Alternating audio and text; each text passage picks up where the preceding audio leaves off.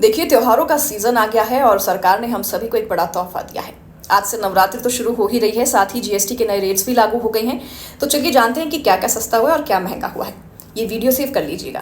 Car, bike, TV और खाने पीने की चीजें सस्ती हो गई हैं, तो वहीं दवाएं, थर्मोमीटर और चश्मे पर अब 5% जीएसटी लगेगा। तो जिम, सैलून और योगा क्लासेस पर भी अब सिर्फ 5% जीएसटी लगेगा।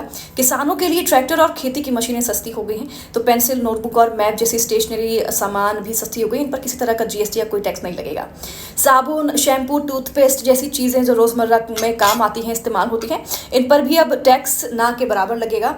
0 टैक्स लगेगा, यानी कि बिल्कुल भी टैक्स नहीं। तो ये सस्ते हो जाएंगे।